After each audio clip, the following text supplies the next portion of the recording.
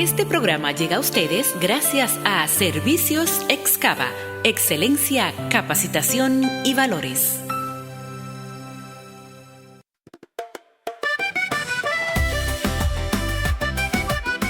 Aquí comienza Ligeras de Equipaje, por una vida libre de apegos. Bienvenidos a un nuevo episodio de Ligeras de Equipaje. Hoy vamos a tener un programa diferente. Todos conocemos personas que han atravesado momentos que les cambiaron la vida para siempre. Situaciones inesperadas, dolorosas y difíciles que les dejaron huellas profundas. Experiencias que obligan a enfrentar nuestros mayores temores. Hay quienes han sobrevivido a accidentes, a enfermedades, a pérdidas repentinas, desastres naturales, secuestros, situaciones de violencia o circunstancias que jamás imaginaron vivir. Soy Tanmi Suárez y me honra compartir con ustedes este espacio de historias y reflexiones. Cuando escuchamos la palabra trauma, muchas veces pensamos en algo extremo, pero la realidad es que todos hemos tenido vivencias que nos han marcado de alguna manera.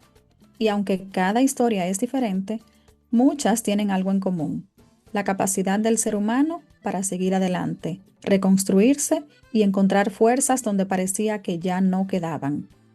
El dolor puede ser diferente para cada persona, pero algo que suele repetirse es el proceso de adaptación. Después de un suceso traumático, la vida continúa, aunque no vuelva a ser exactamente igual. Soy Enis Henao. Pónganse cómodos y receptivos. Hoy hablaremos de esas historias que dejan una marca profunda y de cómo algunas personas logran encontrar fortaleza incluso en los momentos más difíciles e inimaginables. Tendremos en este espacio a una mujer valiente que ha aceptado compartir una experiencia personal muy fuerte y que transformó su vida. Una historia dura, pero también llena de fe y esperanza. Su testimonio nos recordará que incluso en medio de las circunstancias más oscuras, es posible encontrar razones para seguir adelante.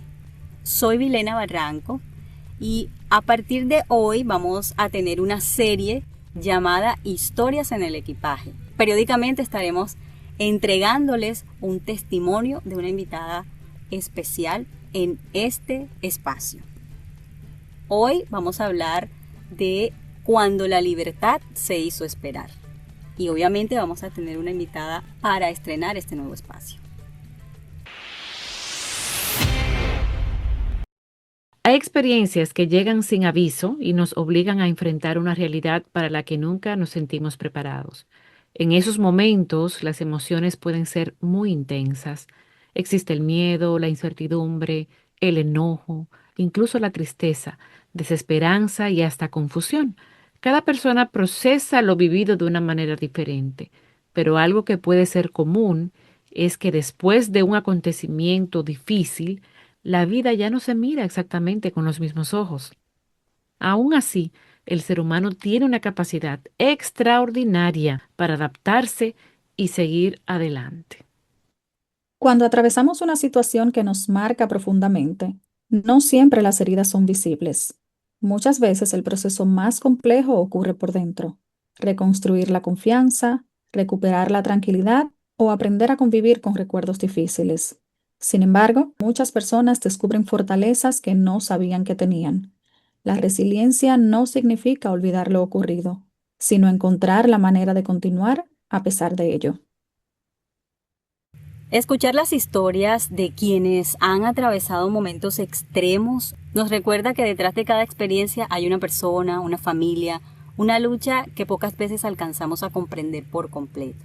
También nos invita a valorar la vida, la libertad, todos esos afectos y aquellas cosas que solemos dar por sentadas.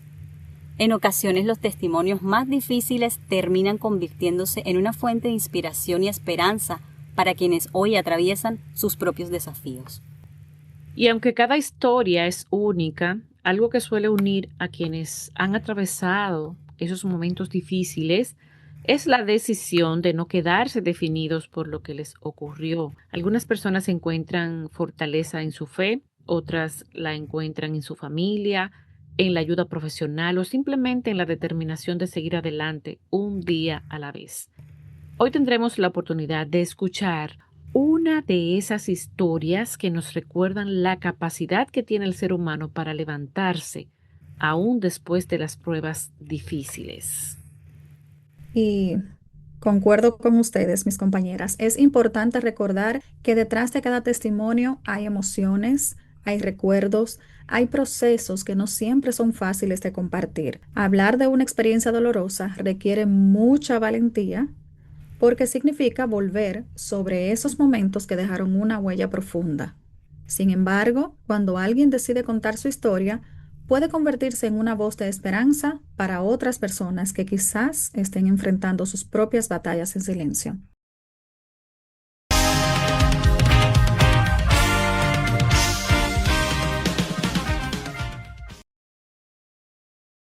Precisamente hoy nos acompaña una mujer que ha decidido abrirnos su corazón y compartir con nosotras una vivencia que marcó su vida de una manera inesperada.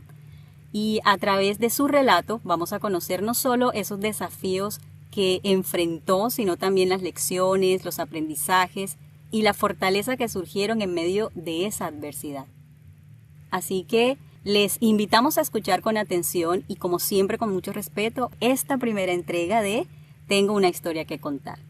Gracias, Sandra, por tu disposición, por hablar de tu experiencia personal. Valoramos muchísimo que lo hagas en este espacio. Les presento pues a Sandra de la Asunción. Es una mujer fuerte, es mamá, es esposa, es profesional, pero además es una mujer que pasó por una situación en su vida que de pronto no esperó y que bueno, ha decidido venir a contarnos porque sabemos que alguien necesita escuchar esto. Sandra pasó por un secuestro que evidentemente solamente escuchando la palabra sabemos que es algo fuerte. Pero hoy está aquí precisamente para hablarnos de cómo pasó todo esto, de qué aprendió, de qué sintió. Hoy Sandra tiene otra vida y eso ha quedado como un recuerdo, como una lección, pero que también le ha dado herramientas para ser la mujer que es hoy en día. Nuevamente, gracias por estar aquí, compartir tu testimonio. Yo sé que muchas personas van a quedar impactadas con esto. Yo, en lo personal, te puedo decir, nunca había tenido la oportunidad de hablar con alguien que haya pasado por una experiencia como tal. Y de verdad que me deja pensando que algo como el secuestro no termina el día de la liberación. Es lo que a veces nos pone a pensar, porque hay un estrés postraumático, hay una ansiedad que a lo mejor se queda por mucho tiempo, hay miedo a salir o a quedarse sola. No conozco exactamente la historia, por eso la vamos a escuchar de ti de manera directa. Y hay mucho también dificultad para volver a confiar. Entonces, antes de desarrollar todo, nos gustaría saber quién era Sandra de la Asunción antes de que ocurriera este acontecimiento. Cuéntanos un poquito de tu vida antes de ese momento. Buenas noches. Como ya me dice, ya me presentaron, mi nombre es Sandra de la Asunción. En el momento antes del secuestro, yo estaba estudiando en la Universidad de Estudiante de Arquitectura. Estaba en un 8º semestre. Bueno, ya estaba terminando, casi en 9º. Y me había enamorado, pero enamorado que se me habían ido las luces. O sea, yo nada más veía, era el hombre más feo de este mundo, pero para mí era un príncipe. Y nada más me dedicaba a él, quedé embarazada y tuve gemelos. Me gradué de la universidad, pero mi ex esposo con quien me casé confió mucho en su mamá. Le entregó sus ahorros para que se los administrara y nos ayudara a nosotros, porque mis hijos no nacieron muy bien de salud. Entonces él confió en ella y resulta que ella se voló y se llevó la plata. Ese hombre quedó aquí solo, siendo del extranjero, con deudas. Él es chef, pero no tenía qué hacer, nadie le abría las puertas porque no tenía permiso, no tenía nada. Yo como estudiante, con 2 niños, no lo excuso, pero a estas alturas sí entendí que él por querer resolver se metió en cosas ilegales, que ahora entiendo que en ese momento no sabía. Conoció personas, muy confiado, conoció personas y creyó que ese era el mejor o era la opción que tenía en su momento y esa persona la traicionó. Pero resulta, pasa y acontece que logró hacer, no, o sea, no les podría explicar qué fue lo que sucedió en el momento, porque yo no estaba ahí. Y tengo muchas versiones y ni él me los aclaró al final. Pero él se fue, logró irse, dejándome a mí aquí y yo terminé siendo la garantía de esa plata que supuestamente él se robó. ¿Qué sucedió? Se metió con gente que él confió, mandaba la plata para que hicieran pagos y resulta que la persona se voló con la plata y después terminaron diciendo que como no había pagado, me llevaron a mi secuestrada. Y ¿tú recuerdas en ese momento qué fue lo más difícil? O sea, ¿qué pensaste o sentiste en los primeros minutos cuando tú te diste cuenta de lo que realmente estaba pasando? Te voy a decir qué sucedió. A mí me llaman y me dicen, ahí sí ya yo sé qué fue lo que sucedió, porque es que el secuestro fue, fue engañoso. A mí me dijeron, tienes que ir a una reunión porque tu esposo se fue del país. Yo sabía que no se había ido del país, estaba en Bogotá. Estaba haciendo unos documentos, estaba haciendo todo para que nos fuéramos todos. Ya, porque supuestamente, o sea, ya teníamos la salida con los niños y todo. Y me dijeron, no, él no ha entregado plata. Y yo, no, si yo tengo las pruebas. Ah, bueno, pues si tú no te presentas, te le hacemos daño a tu mamá o a tus hijos. Mis hijos lo que tenían era en ese momento 3 años. Y cuando me dicen eso, pues yo por encima de todo, no me importó mi vida. Yo fui a la reunión según para dar la cara, lo que no hizo mi ex esposo, para mostrar las evidencias de lo que había pasado y todo. Y cuando llegué a la supuesta reunión, porque es que a mí me llevan, me dicen, tú no puedes ver nada. Yo sí lo vi raro, pero yo dije, bueno, a la de Dios me pusieron una capucha. O sea, me llevaron, me dijeron, bájese y cuando entré ya llegué como, era como un taller, porque olía mucho a madera. Y me sentaron en una mecedora y me dijeron, de aquí no te vas hasta que el susodicho pague. Y yo quedé así como, y yo comencé a llorar y a llorar y a llorar y a llorar. Y yo decía, Dios mío, ¿qué es esto? ¿Qué ha pasado? Pero bueno, pasaron miles y miles de cosas. Como yo soy tan, mi mamá me ha enseñado que uno con la sonrisa y con la manera de ser puede ganar muchas cosas. Quien me cuidaba era una muchacha que tenía una niñita. Es que me encerraron en un cuarto y ahí me cuidaban. O sea, la muchacha estaba al lado mío con una niña y de ahí yo no veía nada, o sea, yo no veía, sí sentía carros, sentía todo, pero yo no sabía en dónde estaba. Yo no sabía dónde estaba. Y a ti no te vamos a entregar hasta que tú no digas dónde está tu esposo, que tenemos que saber dónde está tu esposo. Y yo sabía dónde estaba mi esposo. Estaba en Bogotá. Y ustedes creen que yo hablé con él y yo no dije por amor, creyendo en ese amor. Yo no dije ¿Dónde dónde está? está. Me quedé callada. Yo dije, bueno, pero si me muero, él va a responder por mis hijos. Ay, sí. Pero sí sabía que estaba Wow. secuestrada. Claro, porque es que me Oh, dieron ok, el teléfono. ok. Y lograron, pues yo no sé cómo hicieron, pero yo dije, yo puedo llamar, o sea, yo puedo hablar con una persona que sabe dónde está él. Mentira, era él mismo. Mm. Mm. Y Oh, wow. me dejó allá, duré 2 meses y medio. Las personas, yo comencé a contarle mi historia a las personas porque me decían, no, que tiene que pagar. Y yo, ¿pero pagar qué? Si debíamos 6 meses de arriendo. Yo vivía arrendada en una parte, mis hijos, o sea, sí teníamos para comer porque mi mamá comerciante, mi papá comerciante, mi hermana estaba en el exterior, entonces nos ayudaba. Entonces yo decidí sacrificarme por esa persona. Y lo único que sí les puedo decir, estando encerrada, que esas personas comenzaron a averiguar y se dieron cuenta que era verdad, que yo no tenía plata, que mi familia no tenía dinero, que si de pronto él se había robado la plata. Y resulta que él lo lograron contactar y él les dijo a ellos, si quieren la matan, porque con la plata que ustedes me piden yo le compro 2 mamás a mis hijos. Ay, Dios bendito. Vuelvo y digo, eso me acabó el amor, Mm. Obvio, eso Por me obvio, mató, supuesto. obvio. eso me dejó marcada, pero en ese momento no.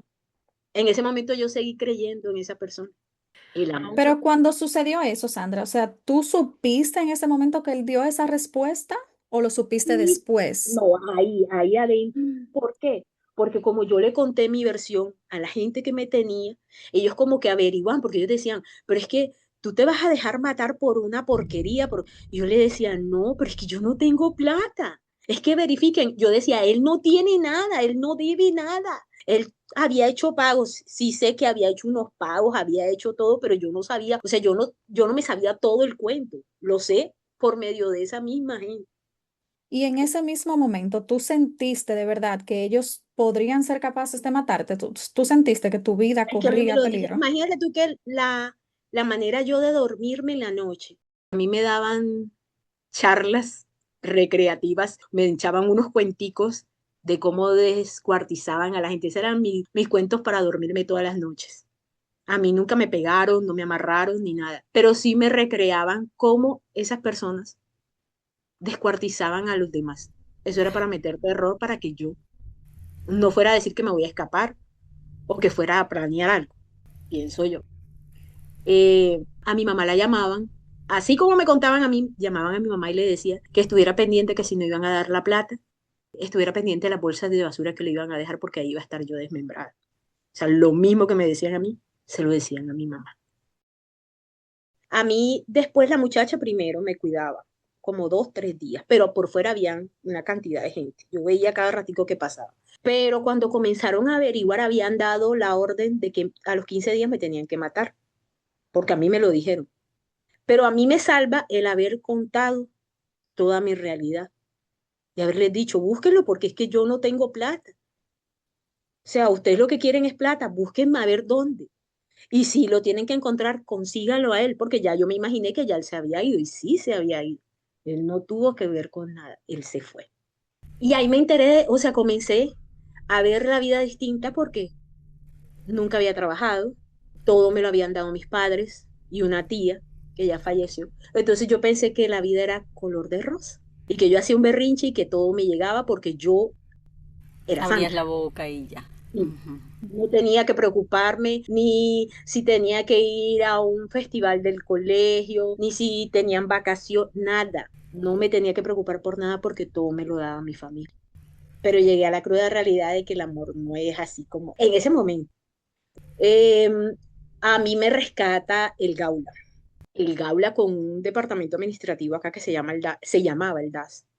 Y fue peor el remedio que la enfermedad, porque resulta que cuando a mí me rescatan, que era el día del cumpleaños de la hija de la muchacha que me cuidaba, por eso yo no la denuncio a ella. Y yo misma les digo a ellos que yo me fui de la casa, porque yo soy madre y yo me puse en los zapatos de la muchacha. La muchacha la colocaron ahí porque ella no tenía recursos, ella no tenía cómo alimentar a su hija y estaba en la calle y le dieron ese trabajo de cuidarme a mí. Como a mí me creyeron en su momento, o sea, no me mataron, porque a mí me secuestraron un 13 de septiembre y me encontraron un 23 de noviembre del 2004. Pero fue más traumático el rescate, porque esas 22 personas que me fueron a rescatar, me encontraron, yo sentí el bololó y salí corriendo, porque yo pensé que me iban a matar. Y subí a la azotea y me escondí. Ah, ¿por qué me encuentran? Porque la muchacha me regala un minuto y ya mi mamá había denunciado que me tenían secuestrada. Entonces ella me regala un minuto y yo llamo a mi mamá para desearle feliz cumpleaños porque ella cumplía conmigo el 18 de noviembre. Entonces, gracias. En medio de esa situación y aún así pensando en eso, en tu mamá y en... Sí, y no creas, o sea, en agradecimiento y siendo todavía eh, persona, siendo gente, porque es que yo tampoco, yo tengo que ponerme, eso es lo que yo siempre he hecho, ponerme en los zapatos de la otra persona. No lo justifico, pero sí entendí en su momento. Esa muchacha la vinieron y la encarcelaron y me dijeron, firme aquí y ella se va a pudrir en la cárcel. Y era el cumpleaños de su hija. Yo decía, ¿cómo le puedo hacer si ya me lo hicieron a mí, me quitaron a mis hijos, que nunca los había dejado solos y me los quitaron por 2 meses y medio? No, yo no puedo.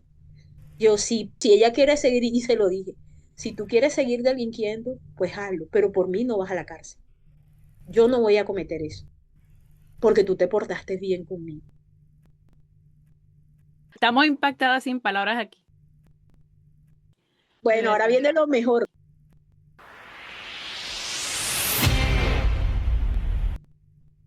Resulta que ya me rescatan. Me hacen que me desnude delante de esos 22 hombres. Ahí mismo me tengo que cambiar. Yo digo que ahí perdí mi dignidad. Por Me la Dios. hicieron perder. Me desnudaron completamente. Hablaban y eso, y allá me dijeron que denunciara y que firmara. Pero estando allá metida me enteré de tantas cosas que yo dije, wow, es peor el que me rescata que el que me tiene acá encerrada. Y yo no dije nada, me fui. Pensé que iba a ver a mis hijos ese mismo día. La ilusión mía era salgo y voy a ver a mi mamá y a mis hijos. Duré 15 días. 15, no, mentira más, porque si fue desde el 23, yo vi a mis hijos un 7 de diciembre. Sí, por ahí más o menos. El 7 de diciembre fue que logré ver a mis hijos. Me llevaron a una casa, mi familia me llevó a una casa porque ellos dieron la orden en el DAS y vivía sola. Me cortaron el cabello, me tiñeron el cabello de rojo. Cuando dices que sales, te llevan a otro lugar, o sea, dentro de Mis lo que sería el familiares, mismo secuestro, o sea, las no, no, personas mis que te familiares. rescatan, las familiares, ok, la familia te lleva a un lugar como para tenerte a lo mejor, no sé, hasta cierto Aparte, punto y segunda, protegida. Ajá, lo que pasa es que, mira, sucede esto, como yo no digo la verdad, o sea, yo dije que yo me había escapado para no echarle la culpa a la muchacha, para que no la metieran presa, en agradecimiento que no me habían hecho daño. Ellos no se comentó el cuento. Entonces, pero ellos le dicen a mi familia, ella no puede ir directo para la casa, porque a ella la tienen vigilada. Si la encuentran, la matan. Entonces mi familia tienen que llevársela muy lejos, pero para no ir tan lejos de Barranquilla, me llevaron a Soledad. Es cerca, relativamente, Soledad pero es otro lugar que se llama así, es como otro municipio, ¿no? Que queda ujú, cerca de Barranquilla. es cerca, pero me dejaron sola en una casa, se encontraron, la alquilaron, yo no me acuerdo, de verdad que sí, yo sé que yo estaba ahí sola. Y allá iban, me visitaban, me llevaban la comida, pero se turnaban. No iba mi mamá no la podía ver, no podía ver a mis hijos, o sea, los directos que estaban en el apartamento que ellos estaban vigilando, no los podía ver. Iban eran mis tías, iban eran unas primas, pero mi mamá no la vi, sino hasta el 7 de diciembre. Bueno, ya ahí cambió todo, se volvió otro a la normalidad, supuestamente, y seguí con mi vida y mi ex esposo dijo, bueno, vámonos, apareció y seguí enamorada. ¿En serio? Por eso te digo, no creí lo que había dicho, porque yo decía, esa no es la persona de la que yo me enamoré. sí. Esto gente, y yo tampoco sabía cómo No, era la cosa. y me imagino, estabas bien jovencita. Sí, Luz es muy joven y siendo en ese año el que mencionaste, se nota que estabas realmente bien jovencita. Sí, tenía era 23 años, entonces ya me fui para Bogotá. Ay, voy a hacer las vueltas y me voy a ir. Pero estando en Bogotá sí reaccioné. Allá como que me vino la película y yo, bueno, ¿y yo qué voy a hacer con mi vida? Y yo decía, si ese hombre aquí me dejó sola como garantía, ¿yo a dónde voy de temprano? Yo no conozco Bahamas, yo no conozco nada. Perdóname que te interrumpa, pero tú nunca le reclamaste a él todo lo que te pasó, ya después de No, haber vuelto con él. no porque mira, y te voy a decir el porqué. Porque yo no confiaba ni en él ni en la gente que me tenía atrapada. Él me podía decir a mí, eso es mentira. ¿Y cómo hacía? Tenía que ir a buscar otra vez a los secuestradores para ponerlos y decirle, mira, dímela tú una cosa y tú dime el otro, enfréntese. No podía. Y mi mamá estaba del lado de él. Mi mamá decía que él era el papá de mis hijos y él Mm, no podía mentir ni nada. Y yo no dije nada. Yo allá. dije, "Ah, bueno". Cuando estuve allá en Bogotá, dije, no me voy. Ahí fue donde él mostró lo que era. Cuando yo le dije que no me iba porque no confiaba en él, me dijo, pues ahora vas a ver cómo te vas a solucionar tu vida tú sola, porque ni más vas a volver a saber de mí. Y yo quedé así como que, o sea, ¿a quién le doy la razón? A los otros. Me devolví y ya dije, bueno, voy a ser feliz, voy a comenzar de cero, pero mi mamá sí quedó muy traumatizada. Y decidimos comenzar otra vez nueva vida en otro sector de Barranquilla, donde vivía pensando que todo estaba bien. Eso fue en, en enero, febrero. En julio me llaman al celular porque yo no había cambiado el número mío y me dijeron, te encontré, no te vas a escapar esta vez. Ahora sí vas a saber, no abriste la boca, ahora sí te vas a quedar callada de por vida. Dios mío. Entonces yo me fui indocumentada para otro país y me volví otra vez a alejar de mis hijos 2 años y medio. Wow, Sandra. Y ahí sí ya dije, no más, ya no más. Siendo profesional, teniendo mi tarjeta, haciendo todo, me fui y comencé lavando casas. Pero dije, Dios, tú siempre has estado conmigo. Mi mamá, muy católica, me enseñó eso. Aférrate a él que nunca te va a pasar nada. Y así lo hice. Al mes de estar en Venezuela, que fue que me fui, en Caracas, me encontré una amiga de infancia de una prima y le conté la historia y me dio la oportunidad. Y así indocumentada me dejaron trabajar como vendedora en una de las tiendas reconocidas en Venezuela, en centros comerciales. Al mes de estar trabajando como vendedora, ya me subieron el cargo y ya era la administradora.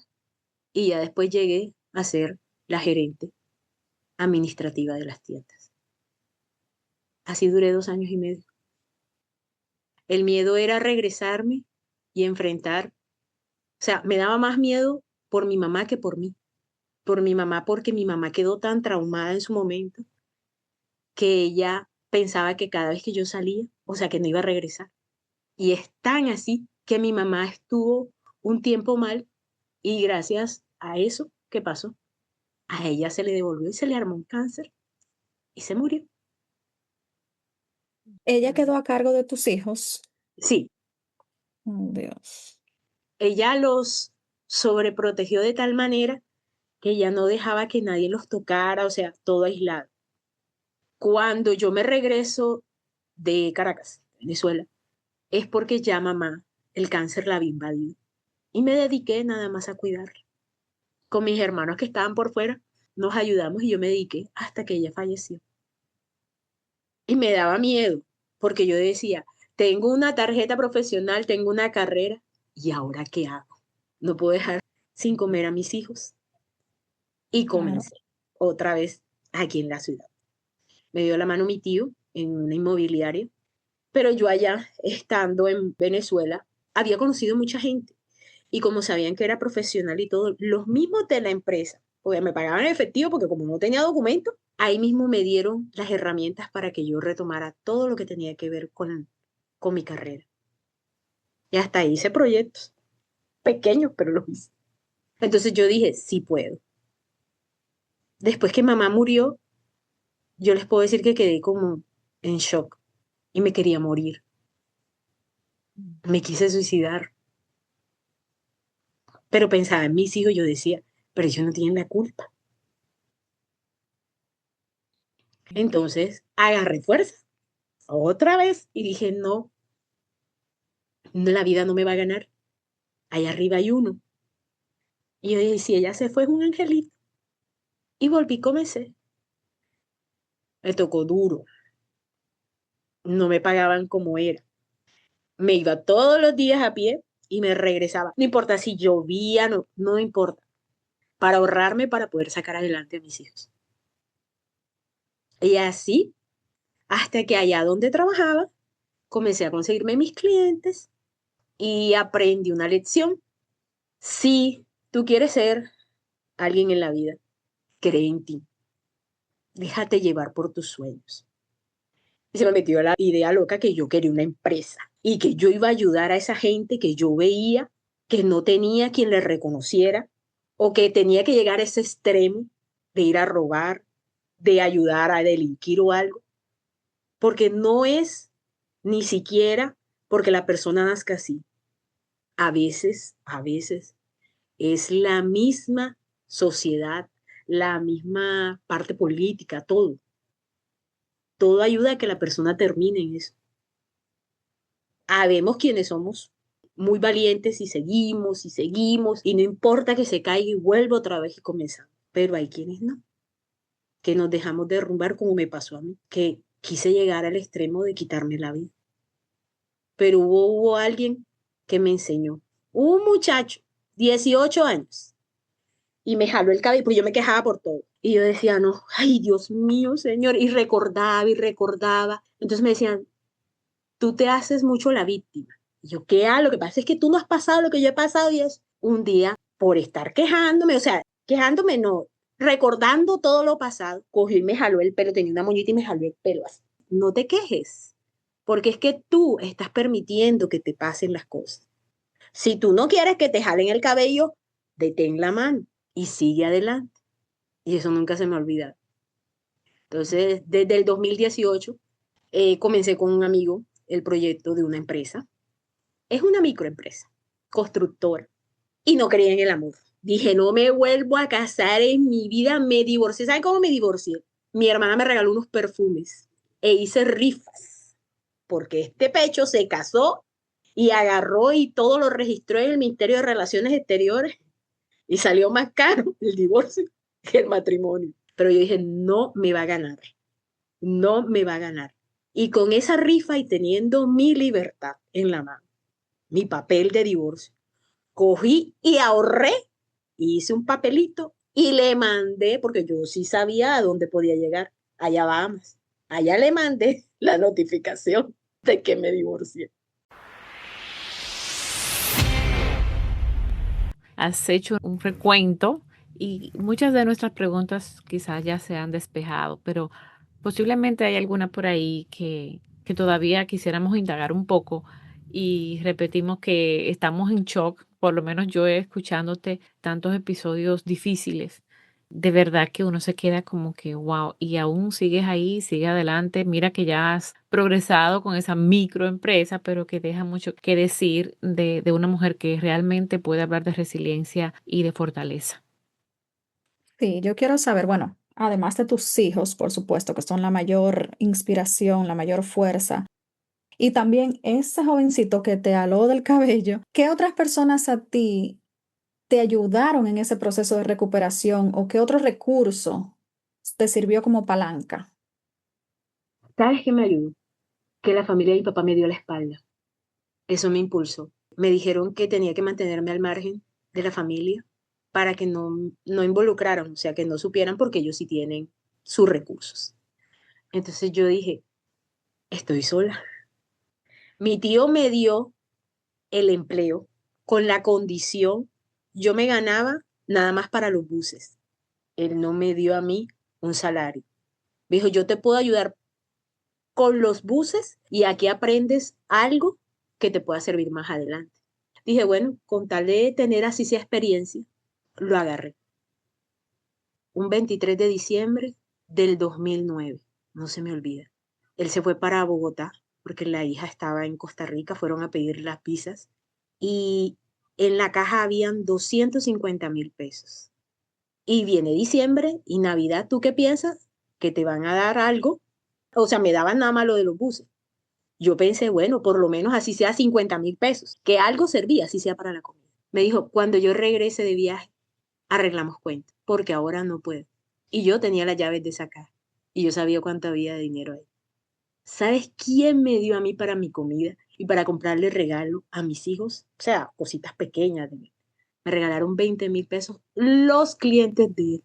Entonces, cuando yo vi eso, yo dije, si yo no busco, si yo pienso que todo el mundo va a ser malo, no voy a progresar. Hay que confiar, pero tampoco dejarse por la gente. O sea, tienes que tener un límite. Ahí comencé a pensar, tengo que mirar cómo voy a hacer. Y él, mi tío es evaluador. Entonces yo comencé por mi cuenta a estudiar y aprender lo que él hacía, porque por mi carrera yo podía validar y gracias a eso yo tengo mi título como evaluador. Él me decía, transcribe. pero lo que yo transcribía, yo mismo lo averiguaba de qué se trataba, cómo se hacía y todo. Y del 2012, después de la muerte de mi mamá, hasta el 2017 trabajé con él. Y ahí aprendí. Y tuve de los mismos clientes que llevaban de él, ellos me contrataban a mí directamente. Porque él a veces no podía, porque estaba muy ocupado o algo. Entonces yo le di las ventajas. Bueno, vamos a que me paguen por cuotas. Yo les decía así, páguenme por cuotas mensuales. Y comencé a ver, y yo, esto sí se mueve. Y así hice. Y así me di a conocer en el medio. Y así aprendí. ¿Quién me ayudó mucho? Mi hermana. Mi hermana y mi cuñado. Toda la vida me han ayudado con mis hijos. Nunca me dejaron sola. La familia de mi mamá, a pesar de todos los problemas, hasta cuando mi mamá estaba sola esperando que yo apareciera, estaban con mi mamá ahí, a expensas que los podían matar, porque era un riesgo. Nunca nos abandonaron.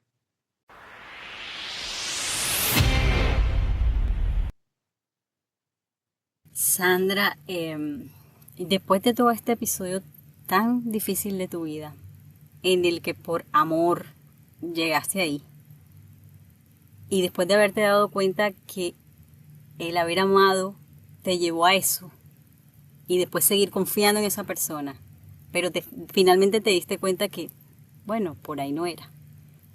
Entiendo que en estos momentos estás casada nuevamente.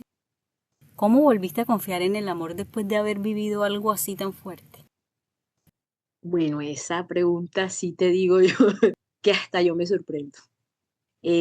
Yo había, o sea, a mí misma me había prometido, yo no me vuelvo a casar, yo voy a vivir mi vida sabroso, voy a viajar, voy a trabajar y voy a ayudar hasta donde pueda ir. Y de un momento a otro, en plena pandemia, estando sin hacer nada, me metí en una página de estas de Facebook y salían unas locuras, pero con la pandemia tú querías como que volar, correr, saltarnos. Entonces, lo que más era conversar. Y de la noche a la mañana me apareció un ingeniero, mecánico, pero él conoce también de la parte constructiva. Y comenzó a echarme el cuentico. Y yo, ya yo me lo sé, a mí no me vas a engañar. Y no me vas a engañar que me casé en el 2002. Me casé y si les puedo decir que ha sido la bendición más grande. Me dejó callado el que estaba allá arriba. Yo digo, niño, yo te dije que no me iba a casar, señor. Me mandó como para que dijera, mira, ve, tanto sufriste y tanto pasaste, pero nunca dejaste de confiar en mí. Aquí te lleva tu Tu recompensa. recompensa. Por eso yo le digo a Vilena, a mis amigos, a Tami, a Jerry, no sé, que no se puede decir, ay, no, ya yo no me voy a casar, me dejó el tren. No, Se puede no, volver a confiar. sí. Tenemos que pasar por unos momentos donde nos tenemos que aprender a conocer a nosotros mismos y saber qué queremos en la vida. Yo tengo un genio horrible. Soy, y mi polo a tierra es él, sin tener que pelear, sin tener nada. Solo con lo que él me ha enseñado es que con una sonrisa y un abrazo, y me baja la guardia, me dice, cal. De seguida se me pasa la rabia, porque venía arrastrando muchas heridas, muchas cicatrices, que de verdad ya me sentía como que llegaba un momento en que yo me echaba la culpa de la muerte de mi mamá. Yo creo que eso ha sido lo más fuerte. Ni siquiera el secuestro, sino la muerte de mi mamá. ¿Y tú crees que sanaste? Eh, me duele el que ya se haya ido tan joven. En que a veces digo, de pronto no hubiese sido tan, ay, tan yo, tan niña, tan inmadura, haberme enamorado, no haber pensado. Pero después digo, no, señor, por algo tenía que pasar esto. Ahí vamos, ahí vamos. Wow. Pero todo va funcionando bien, gracias a Dios. La empresa, siempre a pesar de los altibajos, se mueve. Estamos tratando de hacer como una fundación, pero esto va de a poquito, para capacitar a gente que esté en la calle, enseñarle cómo se manejan las herramientas o algo, que piensen, que miren que tienen oportunidades, que no todo es, me dijeron, me dieron un arma y secuestraron, extorsionaron o algo, ¿no? Porque al final de eso puedes terminar o en la cárcel o muerto. Entonces es un proyecto que tenemos ahí que lo vamos haciendo de a poquito. a esa gente, hasta venezolanos que no tienen sino nada más el permiso de trabajo o algo, les damos sus empleos por obras y así ayudamos a varios. En lo personal, no me imagino cómo de yo atravesar una situación similar, cómo yo podría salir, porque hay que tener de verdad mucha, mucha, mucha resiliencia, mucha fuerza de voluntad, mucha fe y, por supuesto, no desmayar. La perseverancia aquí es todo también, es clave y te admiro. Definitivamente, ¿no? De verdad esto nos ha dejado también una gran enseñanza. Hablaste en una parte de la fe y esa fe que te transmitió tu mamá, de que Dios siempre estaba contigo. No es, como siempre he dicho yo, no es creer en Dios, sino creerle a Dios. No solamente es decir creo en Dios, sino también es tener esa confianza, esa seguridad de que Él va a responder y no nos va a abandonar en momentos tan duros. Yo tampoco podría decir qué hubiese hecho yo o cómo lo hubiese hecho, pero pienso que también eso es lo que pasa, que Él te da la fuerza, solamente Dios da la fuerza para salir de algo así. Así es. Es que tú estabas contando la historia y yo me iba imaginando como la película de mi cabeza. Y cada cosa que decías era, o sea, no, Sandra, de verdad que fuiste muy fuerte, hasta pues sí, mentalmente. Evidentemente Dios te sostuvo tu mente, todo, porque cualquiera no sale de una situación así. Yo quería hacer un libro, porque No pienso que, quieres. bueno, quiero, tengo eso desde hace rato. Lo que pasa es que cada vez que me voy a sentar y digo, ya comienzo, voy a escribir, tengo que trabajar. Ese momento llegará y muchísimas más personas van a conocer lo que tú tienes para contar porque tu libro va a ser publicado. Así es. Sandra, bueno, no sé si Jenny y Tami tienen algo más que decir. Por cuestiones de tiempo tenemos que ir cerrando. Nada, Sandra, gracias. Gracias por abrirnos tu corazón. Gracias por compartir esta experiencia tan significativa. Historias como la tuya nos recuerdan todo el tiempo la fragilidad que tiene la vida. Un abrir y cerrar de ojos literal. Pero también esa enorme capacidad que tenemos los seres humanos cuando queremos resistir y reconstruirnos, pues también hay ese tipo de resultados como los que tú hoy en día tienes, como el hogar bonito que tienes y ese corazón que sigue siendo un corazón bueno y bondadoso a pesar de todo lo que te ha pasado. Así que gracias de verdad por compartirnos. Y todavía no está el libro, pero ya quedó esta memoria aquí que seguramente mucha gente la va a poder escuchar. Me alegra de verdad y me reconforta que por lo menos esas palabras o algo de mi historia le sirva a gente ahorita mismo como experiencia, porque uno mismo se ahoga un vaso de agua y piensa, ay no, ¿qué me está pasando? Y a veces escuchas historias de otras personas y dices, pero es que a mí no me ha pasado nada. Y es Así la verdad. es. Vamos a ir cerrando, vamos a nuestras conclusiones.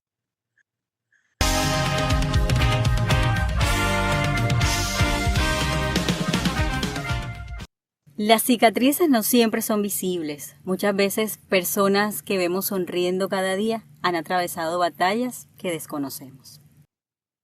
Escuchar historias como esta nos invita a practicar más la empatía, más sensibilidad y menos juicio. Y también nos recuerda que incluso después de los momentos más oscuros, es posible volver a encontrar esperanza. Nuestra frase de cierre es de Mahatma Gandhi. Pueden encarcelar mi cuerpo, pero nunca mi mente. Bueno, y otra vez, gracias Sandra por estar con nosotras en este episodio especial, Historias en el Equipaje. Gracias también a nuestra audiencia por permanecer en este espacio, siendo fiel cada semana por EDA Radio TV. Nos escuchamos en un nuevo encuentro de Ligeras de Equipaje. Chao. Adiós. Bye. Si te gustó este capítulo, dale like, comparte y suscríbete. No olvides darle clic a la campanita para que no te pierdas ningún nuevo capítulo. Gracias por escucharnos. Esto fue